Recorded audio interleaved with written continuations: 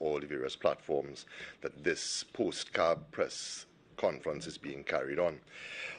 Before we begin, I would just like to make the announcement that the government of the Republic of Trinidad and Tobago has been officially informed of the passing of Queen Elizabeth II. It is my duty to obviously convey our deepest sympathies. The necessary official correspondence will be conveyed from the Office of the Prime Minister to the Government of Britain and to Prime Minister Truss, and of course the Minister of Foreign and CARICOM Affairs has already been in contact with the British High Commissioner. Once the funeral arrangements are finalized, the Republic of Trinidad and Tobago will be represented, and any other information will be conveyed to the public via the Office of the Prime Minister and the Minister of Foreign and CARICOM Affairs. Again, our deepest condolences, and I ask just for a brief moment of silence before we continue.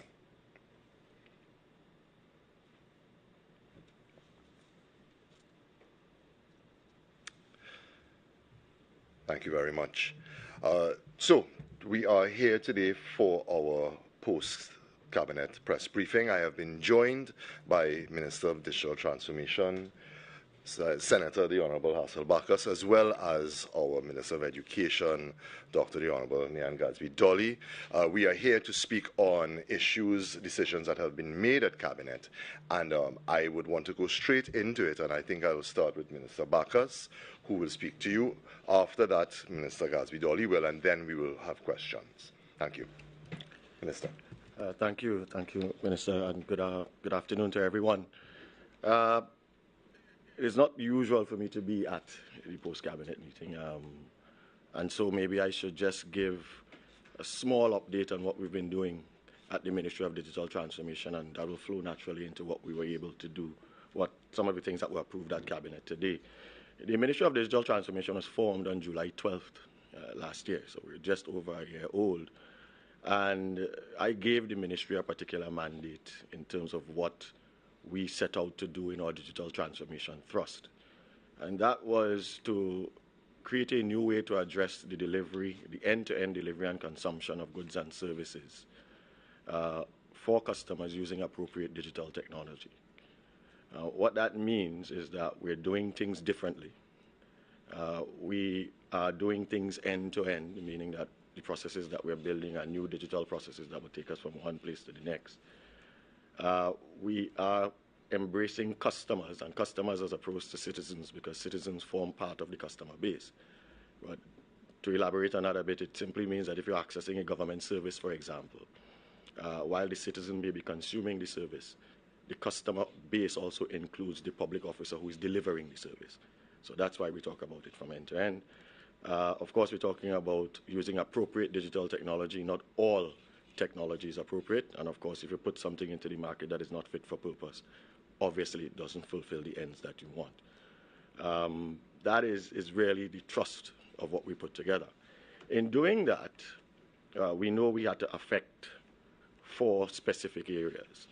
You hear 3 sometimes, I still use 4. People, process, plant and I'll call it technology, or systems if you wish. And lastly, of course, legislation and the law. So in all of our endeavors, we have to make sure that we address all of those things to ensure that the transformation is successful. Further to that, we have 3 fundamental pillars in which we operate in that transformation. So we're talking about the digital society, the digital economy, and digital government. And under those pillars would be all the initiatives that the ministry and other ministries would have been engaged in. The Ministry of Digital Transformation is very cognizant that it cannot achieve the digital mandate that it has in terms of transforming Trinidad and Tobago on its own. We are a ministry of partnerships. We work with international organizations. We work with all the ministries, divisions, and agencies that make up the government of Trinidad and Tobago. We work with civil society. I work with Minister Dolly quite often, as recently as this morning. So I mean, this is not just at the level of ministers speaking, but at the root and fundamental level of ICT implementation and the furtherance of the digital agendas of those individual ministries as well. So we are kind of the glue that hubs and keeps it all together. Just to give again a brief piece of what those three pillars look like, digital society is all about you. Digital society is what enables us to raise the level of understanding of ICT technology across the citizenry of Trinidad and Tobago, everyone. Because if we're going to build a digital society, you must be able to understand it and use it, or else people will be left behind. So that starts at the most basic level and extends beyond that. We're talking about, in the last budget speech, the Honorable Minister of Finance identified broadband as a public good. What that means is that broadband must be ubiquitous across Trinidad and Tobago. Wherever you are, whatever you want to do, broadband should be available for you. It must be available, it must be robust, it must be capable, it must be resilient. Again, initiatives are on the way to deal with those things. We, of course, can't leave any of our less fortunate behind. Even so, we partnered with civil society, with ALTA. We're hoping to partner with the Blind Society, Blind Welfare Society, etc. All of that is to make sure that when we introduce technology, it is not something that people are scared of. In terms of digital government, well, let's leave digital government for last. Digital economy. We're trying to increase the contribution of the ICT sector to GDP. That's really what we're trying to do. And you know, unlike the energy sector where the resources are kind of easy, and it's oil, it's gas, it's things what's happening in the petchem, etc., and the transformation of that. The greatest resource we have in terms of what we're doing with ICT are our people. It's the people. We have tremendous resources in our people, and the way in which we're going to harness that, one of the ways we're going to harness it by, for example, is the creation of the Developers Hub. The Developers Hub is an ecosystem that the state is partnering with the private sector to build and our international partners that will allow for all of our people of various qualifications, but basically people who are creative at heart, to be able to use the latest technology to bring those things into viable products. And not just to create them into products that will sit there, but also because of those partnerships, create markets for them, have them visible for people who have money to invest. All of that is what is going to happen in the developers, as an example of where we're going with that. And all of those things will eventually contribute to the national GDP. When we go to digital government, which is really the key piece of where the ministry itself has projects as opposed to working with all the other ministries, there's some things that we have to do there, and that really embodies the idea of making things easier for our customers. We're working on projects to build a national identity to identify you as you, to all things that you wish to do relative to the state and eventually to the private sector.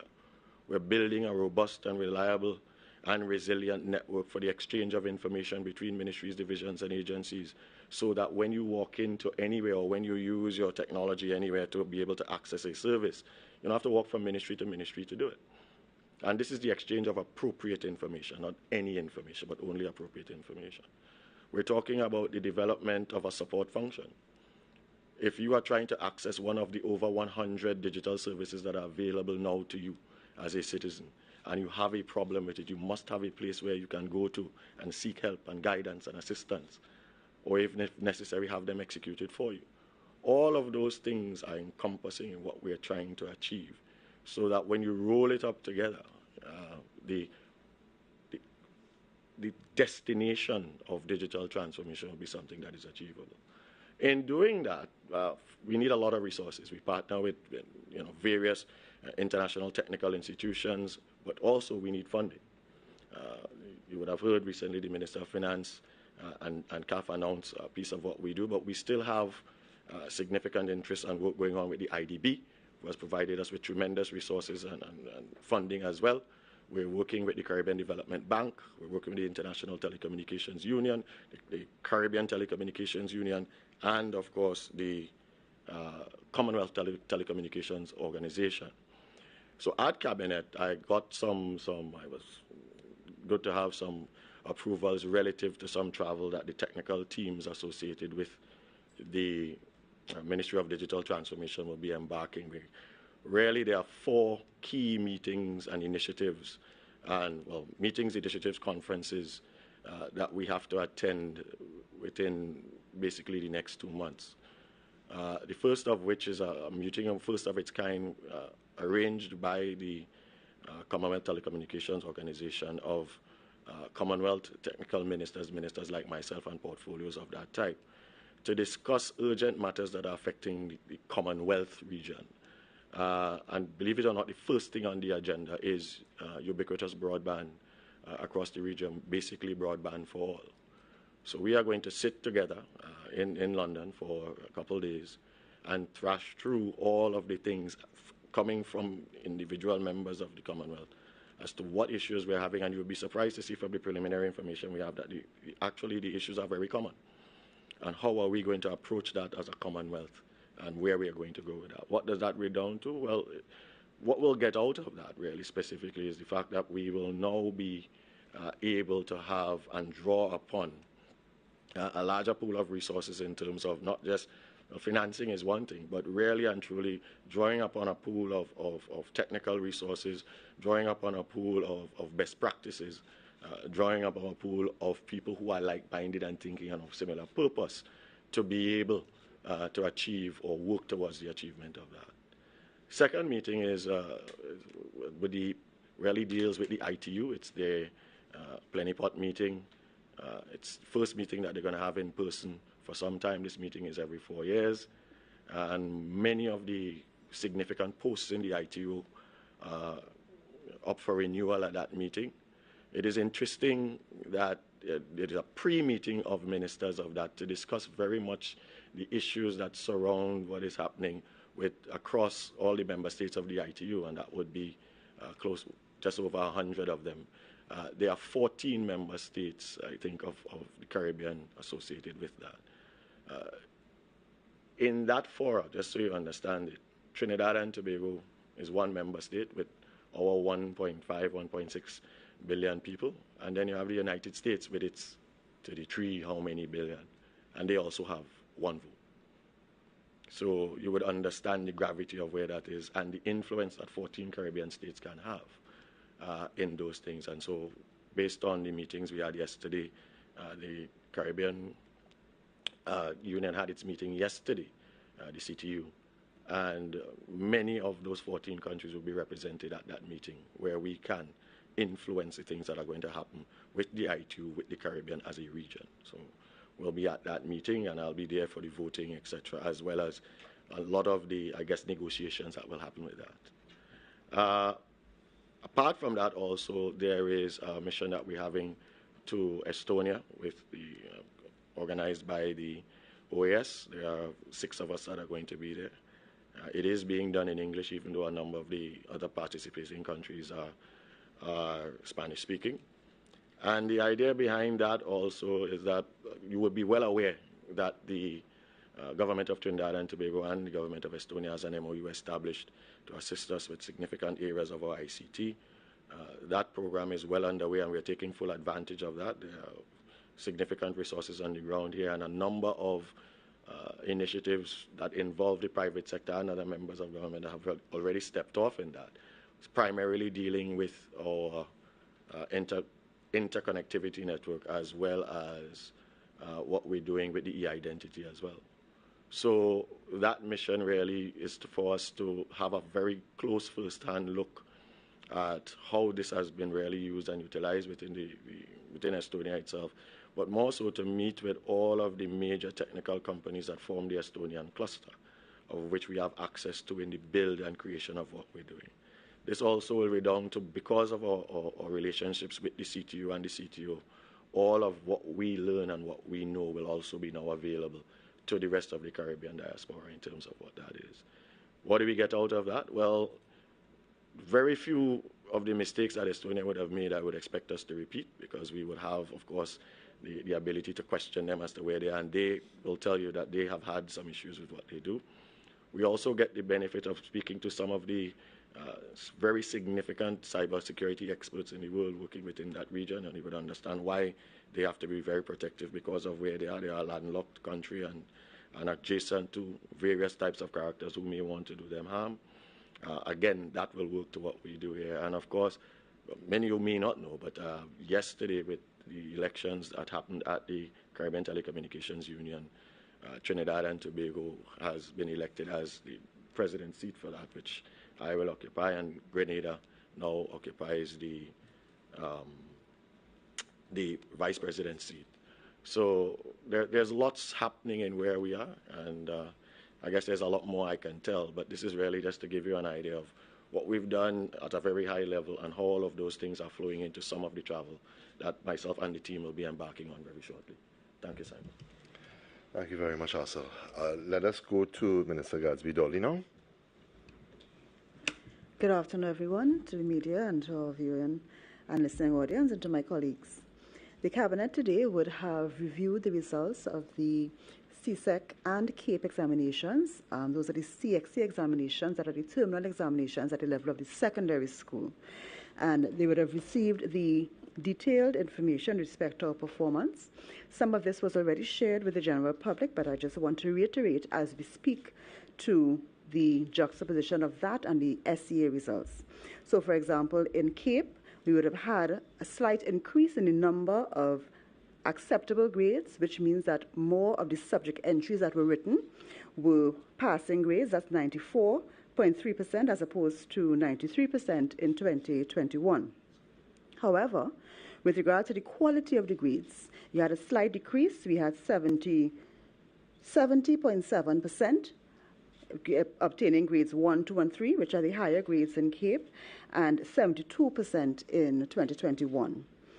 In terms of CSEC, we had a slight decrease in both the number of passing grades as well as the quality of the grades. And one of the statistics that we have to bear in mind, which is very important, would be the number of students who attempted 5 or more subjects with math and English. So that's the full certificate, 5 subjects, math and English. And you had a slight decrease because in 2021, we had 46.5% of those students attaining that full certificate. In 2022, it is 43.66. So though the statistics are not as stark and the decreases in terms of how we saw it for SEA, we are still noting that as something that we have to look at. And we understand the situation with this because these are students who would have been exposed to 2 years at home, and we really want to congratulate our students. It has been a long haul, and congratulate their teachers and their parents, because all of us have had to participate in ensuring that our children are well supported to be able to make it there. And I can tell you, I had a daughter doing both CSEC last year as well as CAPE this year, so I fully understand the challenges our students have had to face at this time. So, in terms of the measures to deal with learning loss, and this is something that we have spoken to before, but I think it's important for us to keep saying what the ministry is dealing with. You would have seen us institute the Vacation Revision Program, and that has been geared to deal with students who are underprepared, leaving primary school, going into secondary school. This year was the first year of that program, and we intend to continue that program. We are going to go to Cabinet with a report on the program, and so we are asking parents to look out for it as another milestone on the educational landscape that children can benefit from. Look out for it, plan for it, so that our students can have that engagement even during the vacation period. So I want to just go through quickly the measures to deal with learning loss. Following on from the VRP, of course, that program is a 4-week program, and that is meant to engage the students during the vacation period. However, it cannot address the longer-term learning loss that must be engaged, and so we have had a look at 26 schools that we want to focus on for this academic year. Those 26 schools, we want to look at certain areas of their operations. And a document has been written. It's on our website. It's available to the schools as well, so that they understand. We've met with the principals of the schools to discuss in depth how we approach this. And so that involves the training of teachers. Principals have spoken to us about the different things that are required. So the training schedule for the Ministry of Education will be available to schools by next week so that schools can plan, parents, students, teachers, administrators can plan to be engage in professional development that is offered by the ministry. In addition to that, these schools have been assigned 3 learning support assistants, and they are to assist with the teachers. They are not teachers, but they are to assist in the classroom, and so that will allow the schools a little more leeway in terms of supervision, focus on certain students, and so on. The timetable adjustment for the operations of the school-based intervention team. This is part of the school-based management. It's not a new thing. However, that is critical because that team is comprised of the principals, certain teachers of the school, as well as the SSSD personnel. And they look and take recommendations about students, their comportment, their achievement, and that is the team that is supposed to identify from early what is happening in terms of students and their needs, and where we need to apply more focus, or it may be a teacher reaching out for more support. But that team has not been operating as well as it can, and so we want to ensure that the timetable is adjusted within the school day to allow for that team to meet in these 26 critical schools, because the schools must take a look at what's happening. They must be allowed that time to be able to give the focus to the children. With respect to the student support personnel, a dedicated school social worker and guidance counselor has been assigned to the schools, and the special education instructor, they are assigned to specific clusters, and we are doing what we can now, recruitment, to hire more of these persons so that the schools will have access to these personnel. And that's why the school-based intervention team is so important, because when you identify the students who need support through that mechanism, they can have the early intervention. Because what we have been hearing from our student support services is that sometimes the students should have been referred a long time ago when the problem was a lot smaller, and it could have been dealt with before it blows up into a big issue. The parenting and education, that also comes out of student support services. That is also to be instituted in all of the schools. We've reached out to the national PTA, and we will have further discussions with them on ensuring that the schools have a functioning PTA, because the NPTA also has plans to intervene in schools and that kind of thing. And we want to partner with them as the ministry, and also to add what we can to their programming in these schools so that we can reach the students. The reinforcement and teaching of positive behavior. It may surprise some, but there are some of these children who we see behaving in ways that we would not recommend, but sometimes they do not know better.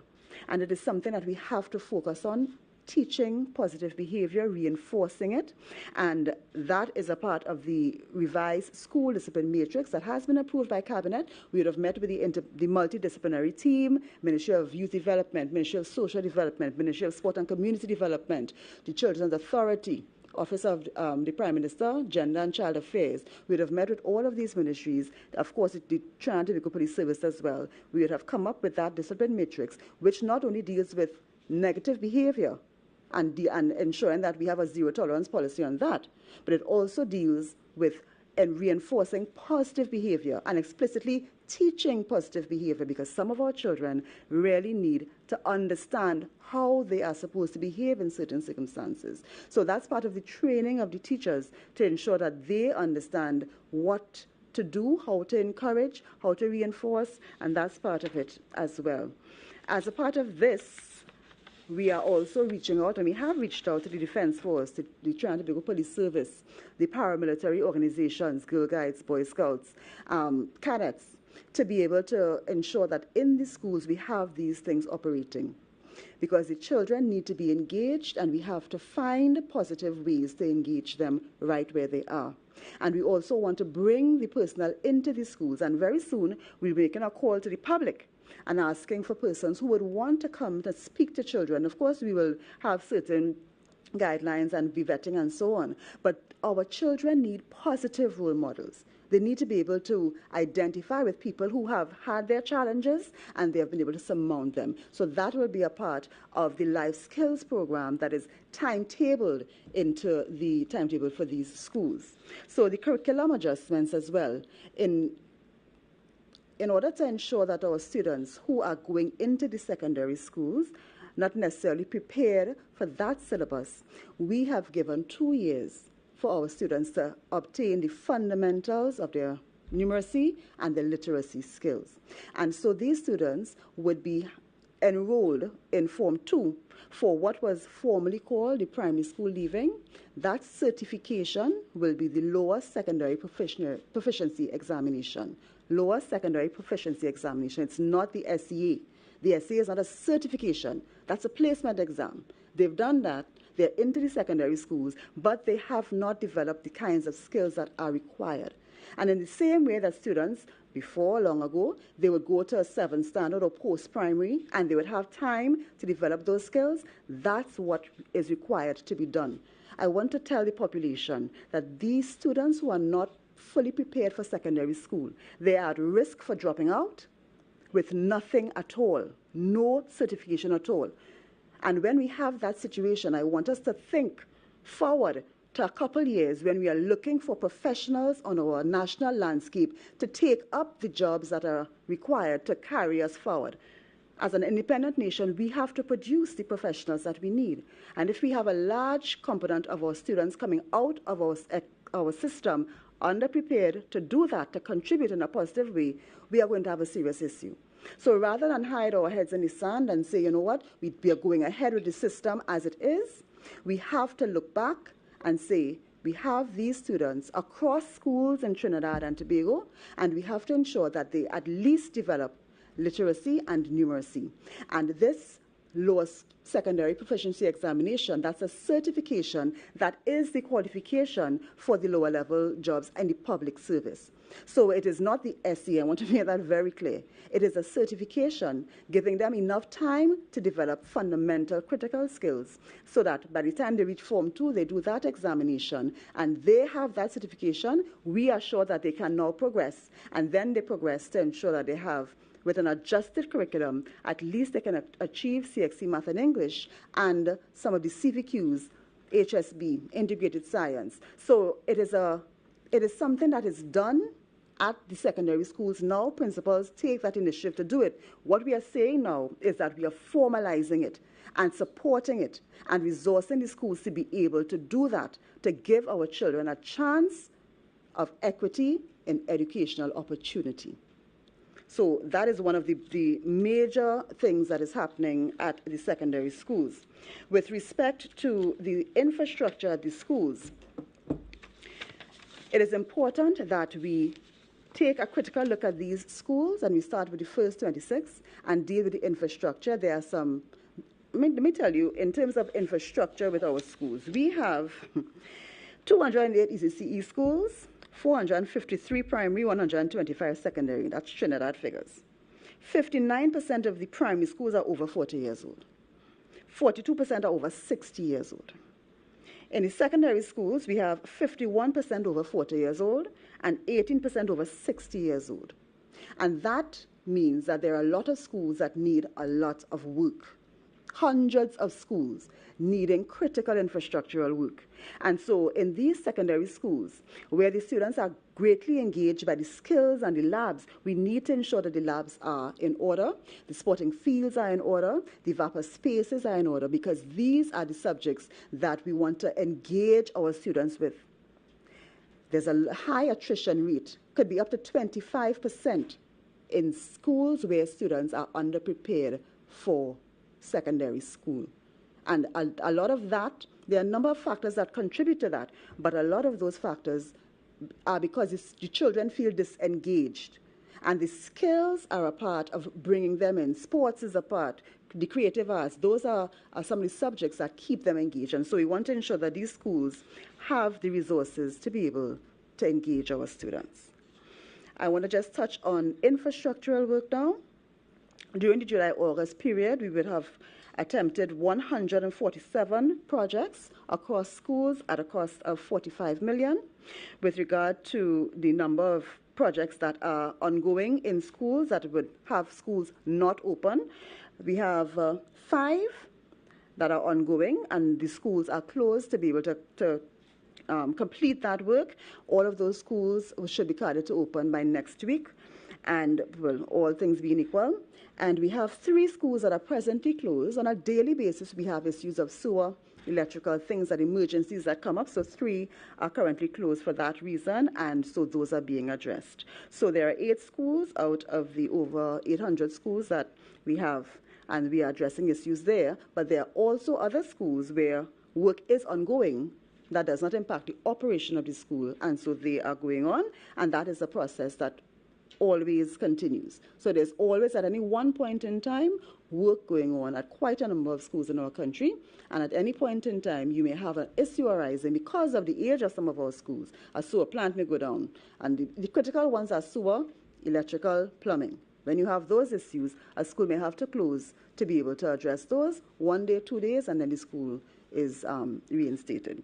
So those are the updates I'd like to give at this time, and I know we'll have a lot of questions. Thank you very much, Minister. I think you're right. I suspect we will have a few questions. Let me open the floor to the members of media here. If you all would not mind, especially for the benefit of Minister Bacchus, who is with us for the first time, if you just give your name and the media house you're representing. Thank you. All right, Ryan Hamilton Davis, Trinidad Newsday. I have a few. Well, the first one for Minister Bacchus. Can you expand on exactly what will be done to actually streamline the end-to-end service, especially in the public, and especially in government public service pages and stuff like that? Sure. Some of the fundamentals of good design for service delivery mean that you have to build things in from the beginning. So resilience has to be built in from the beginning. All of your factors that would influence things that involve the economy must be built in. Anything that will impact how the service is delivered must be built in. So how do we do that? Well, if you look at the maturity of any digitally delivered service, you will find that it goes from very little to deep. So when we say end-to-end, we mean that it must be fully mature. Give you a good example. If you want to do something, one of the first things that happens if you want to interact with it, somebody might tell you can make an appointment online. That represents a first stage. But that's all you're able to do. You're only able to make the appointment. You can't complete the transaction online. When we talk about end-to-end, when we build the processes that are associated with the services that we're going to do, it is that you can start and complete your transaction online. A simple one would be renewal of a driver's permit, as an example. If there's some reason that you need to go in, that's fine. If it's a first application, you have to take an exam. There's some reason they want to see you to validate yourself. But if you're a holder like me and you just want to renew it, you already have your picture. You can submit another one online. You can fill the form online. You can make the payment online. And you probably could have it delivered to you via TT Post. That's what I mean by end-to-end. So end-to-end, and that's why we have to interconnect the ministries for the exchange of information. End-to-end means that you can start and complete your transaction given a remote medium if you choose so to do. But it may involve things that are not necessarily within this ministry. And it would also involve things that involve transactions of money, etc. So all of those things have to be factored in when we're building, as we talk about services, end to end, to ensure that we have created the guidelines. We're working with our other ministries, divisions, and agencies who already have services that now have to be brought in line and in alignment with that end-to-end philosophy, and that's what we're doing now. I just want to expand a little bit further, just to get some more of an idea of how you guys will be planning on filling certain gaps. I'm glad you brought up the idea of appointment. In some districts, something as simple as an ID card, the ID card office would be booked up till quite January. You go to make an appointment, you make the appointment, you reach to the place where you have the appointment. You still have to wait an entire hour to actually have that appointment filled. How can you streamline those simple gaps in the first instance? And well, you can tell me about the expansion. So think about it. When I started, I mentioned 4 things: people, process, plant and machinery, and legislation. In any of the things that you're talking about, all 4 of those things come into play. Restrictions on the number of appointments would have been guided, particularly over the last 2 years, by COVID. The number of appointments you can give is not a limitation of the technology. It's a limitation of how many people can address the amount of people that you need to see. And in the case of COVID, how many people you will allow into a room. So you have to understand that appointment systems are not only ways to identify people, but they are also mechanisms of control. So that's one thing. But if you want to have what we're talking about getting from end to end, you have to alter the processes. So we have significant amounts of process design, process re-engineering, process retirement happening. Because even if you put technology on top of old processes, you're probably going to end up in the same place. What we need to do is to build digital processes, which is what we're doing now, revamping that. Strangely enough, the technology is quite simple. The technology is not the difficult part. These things happen all over the world. The thing is, it is the adjustments in the processes and the change management aspect of the people. That is what is going to make it work. And that is what we've been working on and placing tremendous emphasis on. And that's why it will be different. You maybe talk about a new way. That's why it will be different. This is process-built, process-driven, people-minded adjustment. The technology is there. Keyshawn Haynes, Guardian Media. Okay, so let's build on that.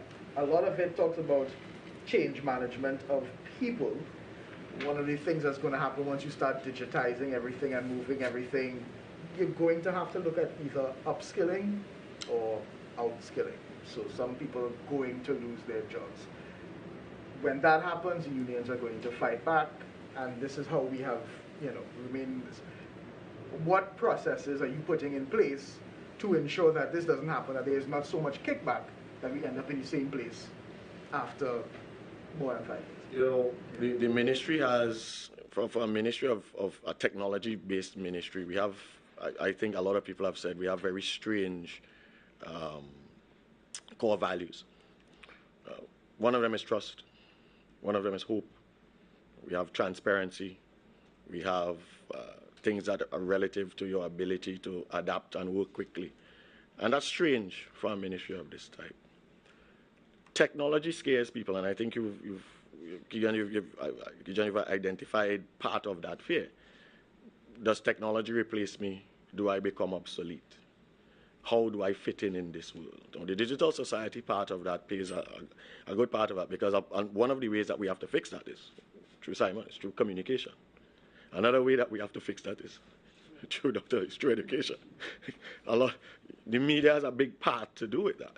But to address what you're saying specifically, let me give you an example. And why it is, I think, in every revolution, there is always some level of fallout. There's no question about that. In every revolution. We are in the 4th Industrial Revolution, there will be a 5th. And that fallout is not necessarily to say that things go away. It means that you have to be able to adapt. And so part of our training thing will work on that. But think about this. You walk into an office and somebody has a sheet of paper. Obviously, I'm a digital guy, I don't have any paper. But I have a sheet of paper. And what you're doing in that office is that you are going to that office to fill out a form to get something. Let's use an example of a grant. You've gone, you filled out the form, and you give it to someone behind the desk. Their job is to ensure that you've filled out all of the things associated with it, and then file it away or put it for further action. That's a job. One of the things that technology could do is replace that job. Simply says, fill out this form online, do it a different way. So you say, well, that person then becomes obsolete. That is not true. Let me give you an example of what that person now knows. Because they've been doing that for some time, I'm absolutely sure they know every single form that the ministry has for associated with grants.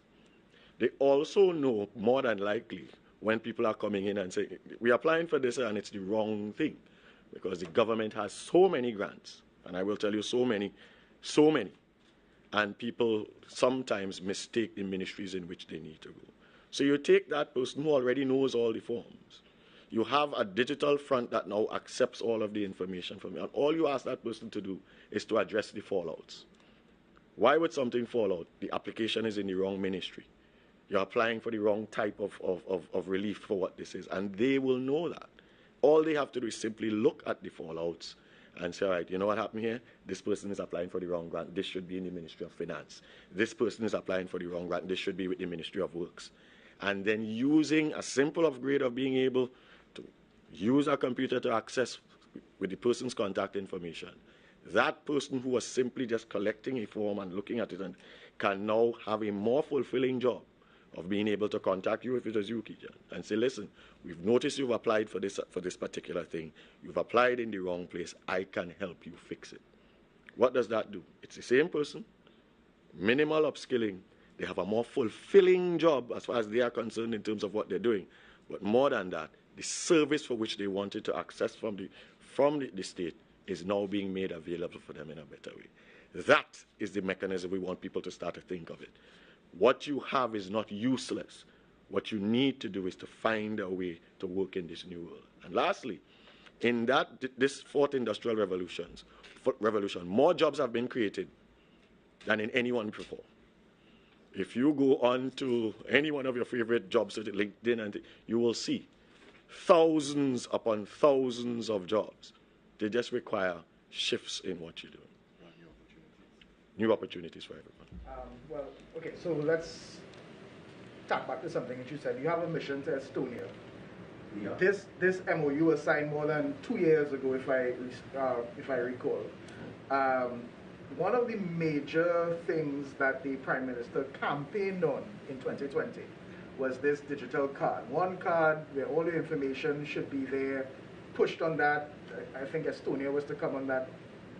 Realistically speaking, at the pace that everything is going, is this something that can happen within this term of office, under this second term that goes until 2025? So let me correct and then answer. So we tend to live in a card world. People like cards. The unique identifier, a personal unique identifier, does not necessarily have to be card-based. What he did say is that we will be able to identify everyone here. You have probably in your wallet a driver's permit, an ID card. At home, you probably have a passport. None of those things uniquely identify you to the state. You have a driver's permit because you want to drive, and if a driver's license, I withdraw it. It has been changed. You have a driver's license because you want to drive. Well, that identifies you to the Ministry of Works and Transport. You have an ID card, well, it's Election and Boundaries Commission, National Registry. You have a passport, that's Immigration, Ministry of National Security, in case you want to travel. That's why when you go to a bank, they ask you for 2 forms of ID and still want something else to proof of address. It's because, rarely and truly, you have a birth certificate. Well, that is even worse, because it has no picture of you. So if I walk into a place with your birth certificate, you'll understand why I have to verify it another way. The reason for that is that, one, we need to be able to identify everyone at a unique level because there are advantages of it for you. And those advantages are that when you approach the state for services, it means that we can identify you and assign services specifically for you. If you go into the hospital in Port of Spain and you're going to the hospital in Scarborough, Tobago, they are supposed to be able to recognize that you are you. So that is not necessarily card-based. That is being able to uniquely identify yourself. And we're going to use some very sophisticated technology to do that, using what we call immutable ledgers and things that really and truly we don't need to go into here. Why is Estonia involved? Well, Estonia is involved because they are one of the best at this in the world.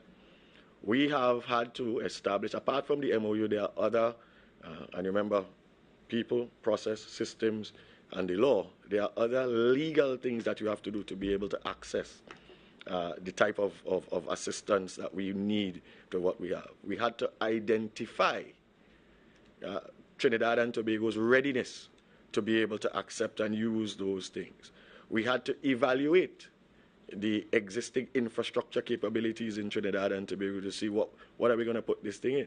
We had to measure the receptivity of people, whether or not they would like to use digital services and whether they are capable of doing so, which is measuring the digital IQ of our citizens. All of that has been happening while we've been negotiating with the government of Estonia of the major companies, these world-class companies that make up their cluster. Which of those companies are the ones that are going to be working with us on the major things we have? They are already here on the ground. They've completed a significant part of their work.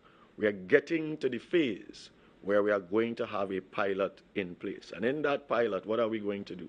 Having an identity that says who you are is pretty much useless unless you want to use it for something. So in the use cases that we're going to have, we're going to partner with ministries. Partner with the Ministry of Social Family Services, Social Development. That's a good one. That's a good way for you to be able to identify you as you for grants. Yeah, it's a good place to start. continue working with places like we're already working with the Licensing Division, Ministry of Works and Transport. So all of those things are dependent on those underlying things I mentioned. That interoperability layer for the exchange of information, the designs are pretty much going on now. We're working with our technical partners on the implementation arms for it. Why did we have to go through the original pieces? Trinidad and Tobago, you may not know, has 4 Tier 3 certified data centers on island. You knew that? 4? You would have known 3, because 1 only got certified in the last week or so. But then you would have found that out. Yeah, so it's 4. There are very few islands in the Caribbean that have 2. We have 4. Why is that impacting for us? Should we be in a hurry to create the 5th, which is specific to the government? Or should we leverage those existing 4 for the purposes for which we have in terms of speed and readiness to put it? But the reason I ask, and hear me out, we are a nation where if the government changes and the government does not have the same vision as the previous government, we are back at square one. So all of this that you are building, My mandate does great, not extend. but My mandate does not extend beyond the natural life of this government. So I have to finish, not trying, I will finish what I have to do within that time frame. But understand what I'm saying. That doesn't mean that Trinidad and Tobago will be digitally transformed come 2025. It means we will be well on the way there, and the things that will be put in place, regardless of which regime takes over or if we continue, will be very difficult to replace, because by then it will be integral in how you function and interact, not just among yourselves, but with the state as well. how would you respond to people who may be skeptical because they looked at the digital card for vaccinations last year as an easy start, a little run-up, a little test, and we heard it coming in 6 weeks, then it was 6 months, and then it just, well, I don't think we need it anymore. But what people thought was that that simple digital vaccination card, are you vaccinated, yes or no, was a good jump-off point, and it didn't seem that we got that. So what do you say to people who will be extremely skeptical that if we can't do what is seemingly easy, to do all of this big thing? It's interesting. The things that are seemingly easy are not always the easiest things. So you are saying that to accurately vaccinate as many people as you can in a shorter space as you can, get the records done, massage them into a database, generate something while securing all of the data to make sure it's not transposed anywhere else and it is not compromised in any way. Ensuring that even though we don't know that you are you, other than the fact that you have presented something for where you are, vaccinating people without IDs because we want to get shots in arms where the actual focus of it was that, and then produce it, and that is simple. So no, I'm just giving. What I'm saying is, what appears simple represents something that is, or when you at the surface it is. I can tell you this: the technology was always ready, and it has been ready, and it still is ready. So the technology was not the problem. One of the things that we have to ensure that whenever we do anything, that it is fit for purpose and that it can stand scrutiny. What we found is that there was an unacceptable. I said this in the Senate. There was apart from the fact that there were problems with the underlying security issues which were addressed, these were global issues. We had issues with the quality of the information that was contained in the database. It meant there was an automated system, end to end. You would apply for it online and you would get it online. But we found an unacceptable level of fallout because the information in the database was inconsistent. So we took the time to fix it. Now, why is that important to you? If you're getting a fallout rate beyond what is an internationally accepted norm, you have no choice but to fix it. It meant that if we didn't do that and you applied for your card, it meant that you would have to end up in a queued process to get it.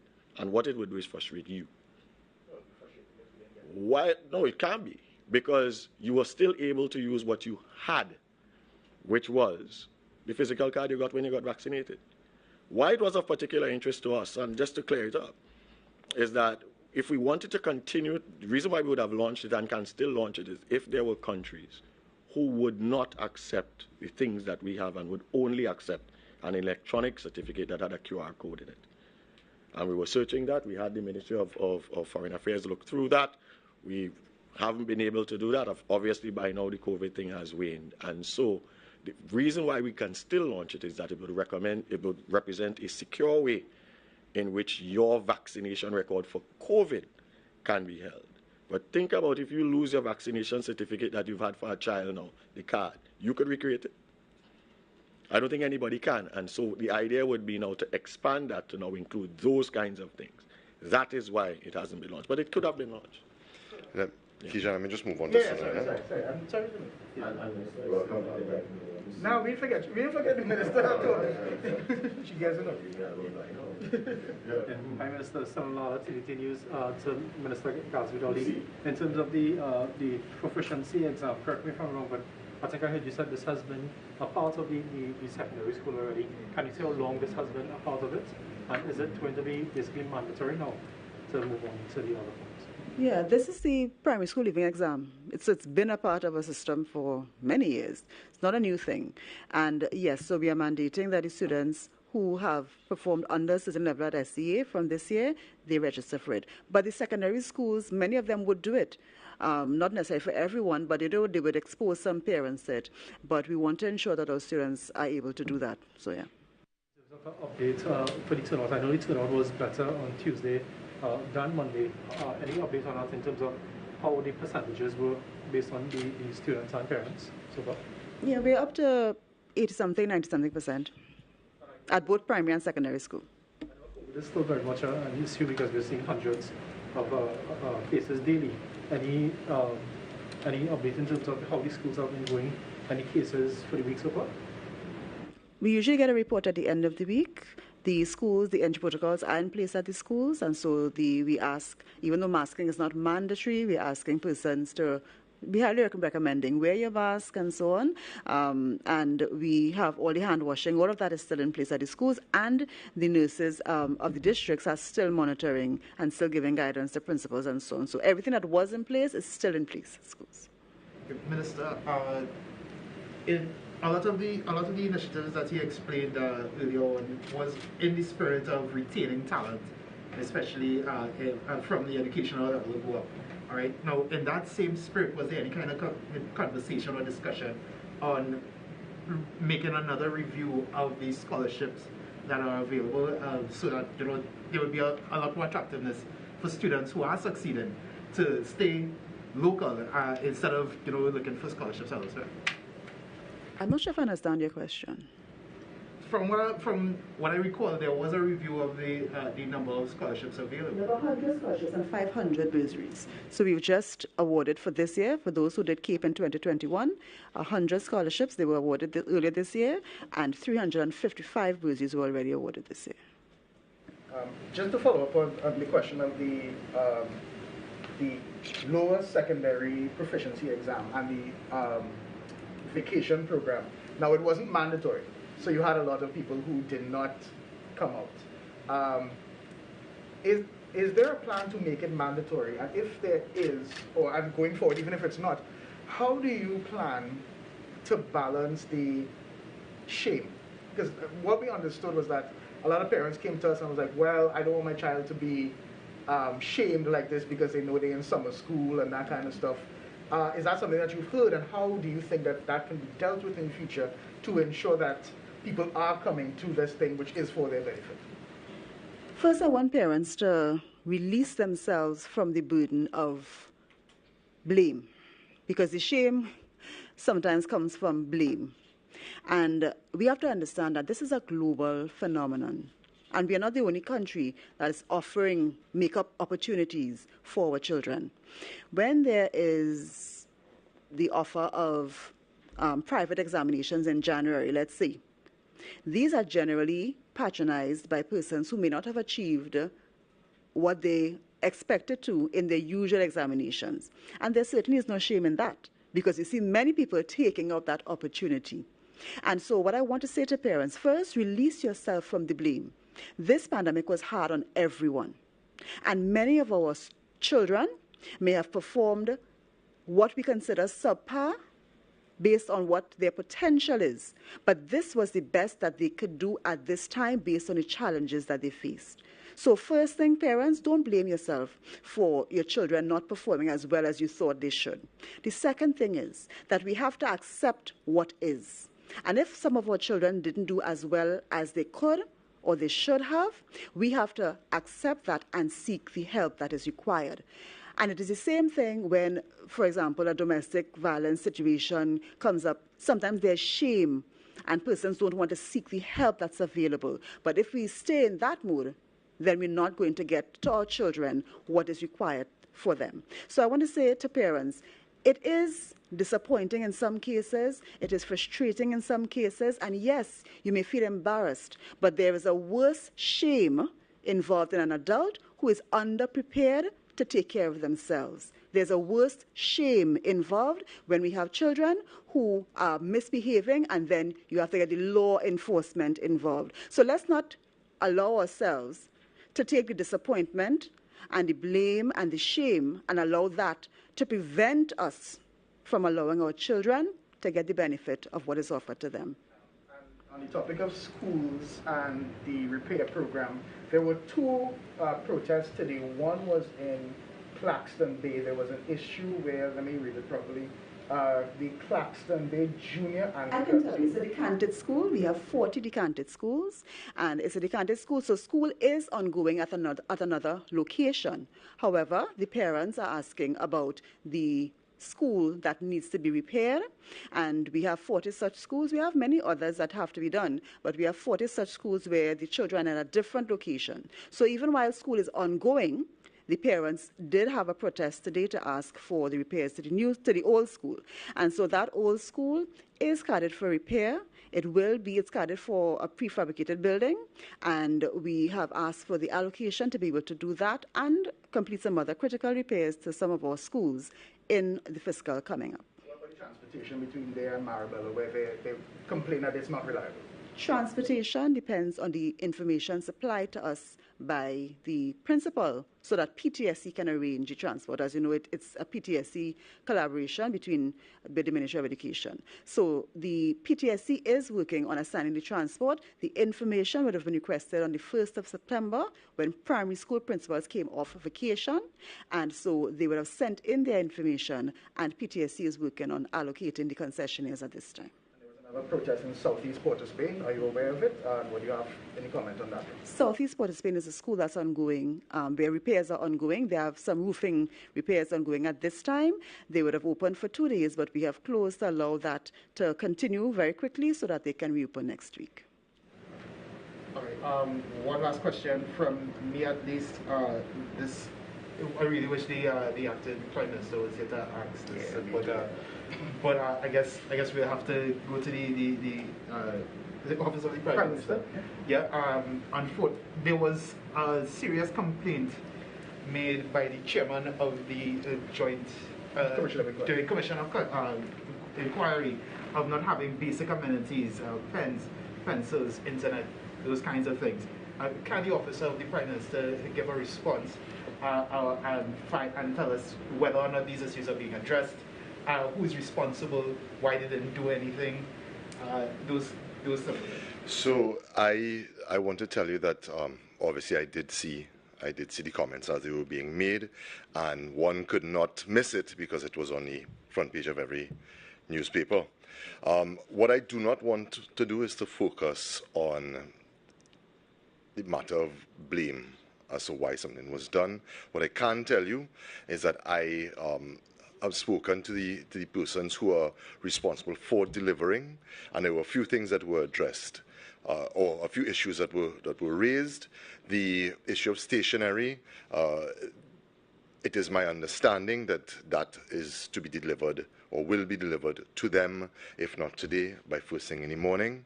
The issue of workstations is currently being addressed, as far as I have been informed today.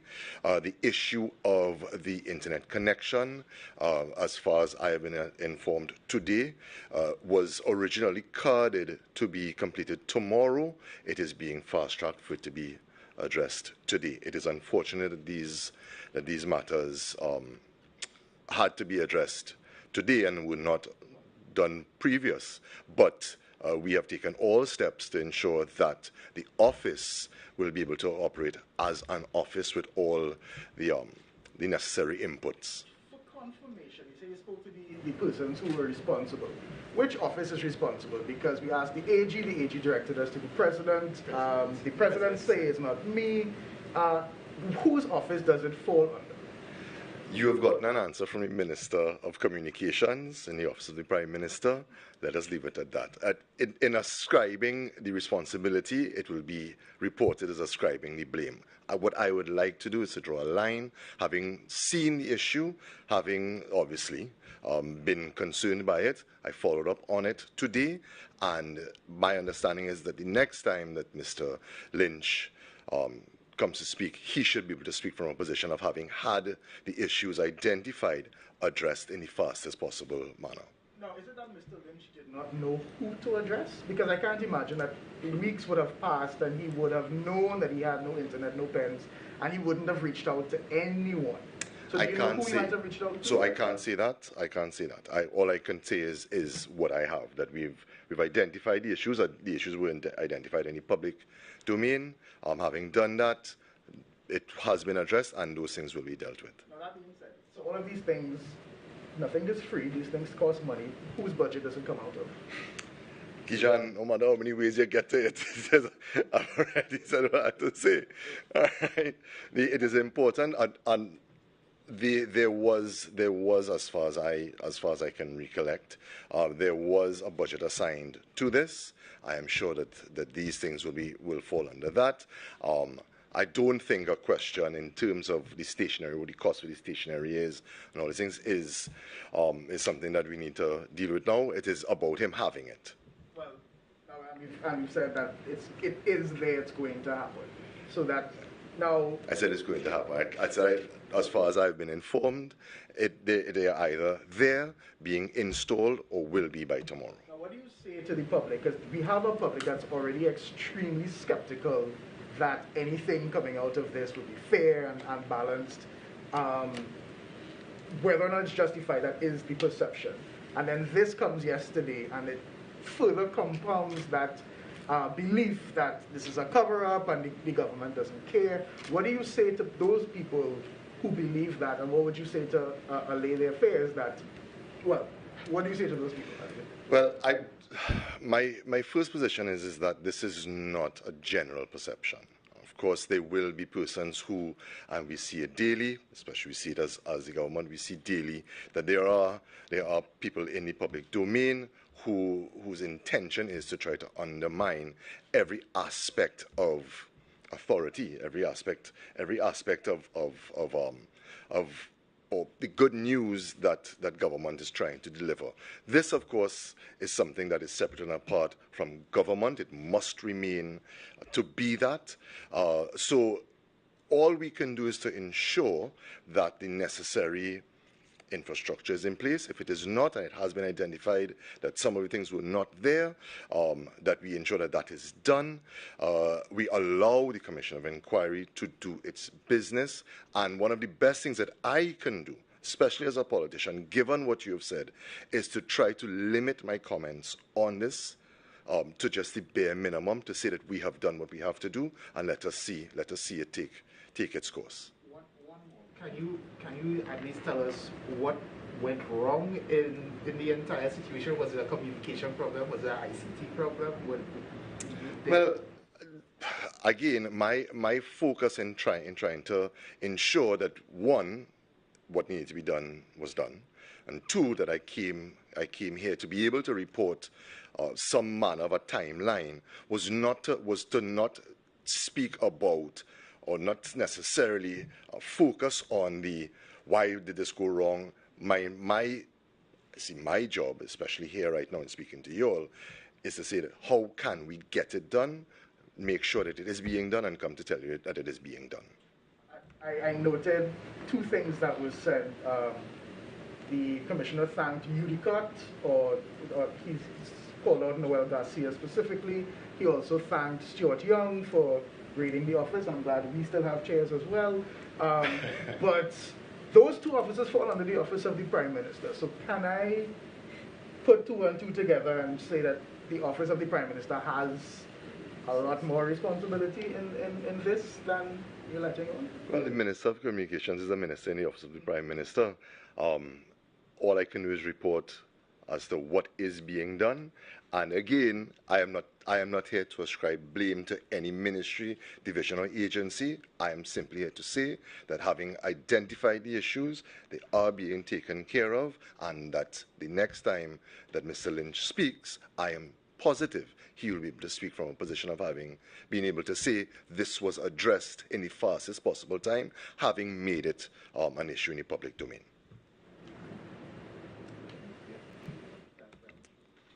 All right. So I want to thank you. On that note, I want to thank the members here, the members of the media who are present. I want to thank our viewing and listening public for joining us today. We thank you and thank you for the questions, the media, and we look forward to engaging with you all again. Goodbye.